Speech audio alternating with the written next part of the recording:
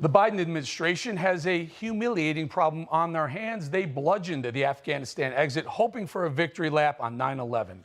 Americans died. Others were left behind. And we now know General Milley, their top military mastermind, was treasonous, incompetent, dictatorial, and all the while willing to lie about all of it. So how much more proof does Biden need before he, the commander-in-chief, calls for Milley's court-martial?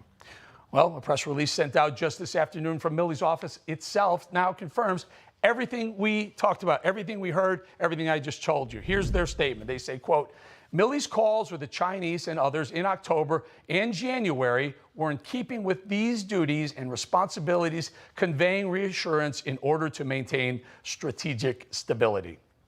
Now, here for reaction to General Mark Milley's obviously treasonous actions, in my opinion, retired U.S. Army Lieutenant General Michael Flynn. General, thank you for being here. First of all, thank you for your service. Thank you for our freedom. So you see this, you watch this, General to General. What do you say to Mark Milley? Yeah, so first of all, Eric, thanks for having me on, and to your audience. This is really an incredible time for us to be looking at what is happening in this country, what is happening to our country. This information about Mark Milley, who I know very well, it really is so devastating. And so let's take a step back, if you don't mind, from the calls for treason and the calls for court-martial. The very first thing, that statement that you just showed, Eric, that's the first time that I've seen that statement today because I've just been so damn busy. But I will tell you, that tells me that Milley, in fact, made these statements that have been acquitted to him in Woodward's book. So this is really an important thing that, but what Milley needs to do, we don't need investigations. So General, this is a very important point because this just broke just prior to the show. This is an important point. So we were all waiting. We heard about the accusations from the Woodward and Costa book, and we were waiting to see how Milley would respond. Would he say, no way, that didn't happen? That would force Woodward and Costa to put up or shut up, maybe even have to talk about sources.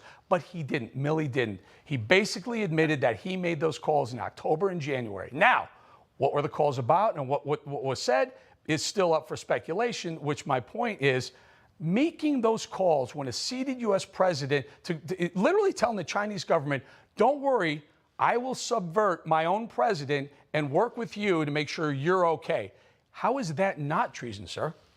Yeah, well, I'll tell you what it is. It's illegal, it's immoral, and it's unethical. And Mark Milley should be immediately told to drop his stars, and he should be resigning in disgrace, if not completely fired and publicly.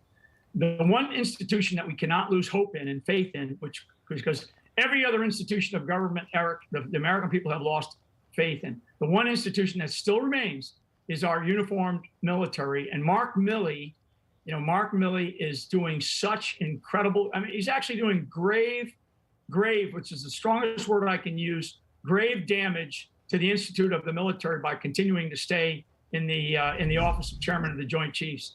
And that is a place that I worked. I worked for a chairman. I know what intelligence he had. You showed those maps at the beginning. Trust me, for him to stand up there and say that they didn't know, that's an excuse. You don't make excuses at this level of our armed forces. There's no excuse. So sir, pardon me, I don't mean to interrupt the general, but General, so they made this decision. They made a plan, whether it's the State Department or the Pentagon or the White House, whatever, they were all together. Mark Milley, chairman of the Joint Chiefs, had all the intel at his fingertips. They make a plan that ultimately failed, and we lost 13 of our beautiful service members because of their plan. But Milley, right after that, and we played that soundbite, said, there's no way, and he made the big boy voice and the face. He said, there's no way I had any intel that would tell me that this was happening. I'm not a military person, and I thank God we have military people, but I will tell you, watching that map from April will tell you that the Taliban was closing in on the most populous and most important city in Afghanistan, which was Kabul. How could this man look the American people in the eye and say that, other than to divert attention to the fact that they failed and Americans died? Yeah, Mark Milley, to make that statement, is full of it. We retreated from Afghanistan. We surrendered to the Taliban, and we retreated under fire, and we left American citizens behind enemy lines. There's no other way to say it.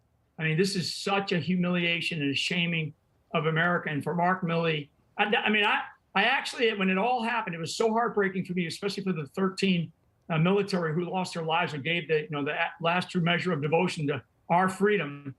I was actually more upset with the military, and particularly Mark Milley, for the decisions that they were made, because this is tactics 101. We're not that incompetent in the military. There's a level of complicity here by Mark Milley, and now with some of these statements that are coming out of Woodward's book and this latest statement that just came out of the chairman's office, this is not good. This is not good for the country. General. So Mark Milley, go ahead, Eric. Joe, one more question. I'm a little crunched for time here, but I have a very important question to ask you, sir, specifically. If this were Trump and you were working with Trump and something like this happened, what would the media do? What would the left-wing media do to you and President Trump if they found out that there was a phone call made to the Chinese behind the president's back or behind Biden's back, for that matter? I'm surprised that they're not blaming Trump for all of this right now, Eric. It's so bad. You know, I mean, the American people know, your audience knows.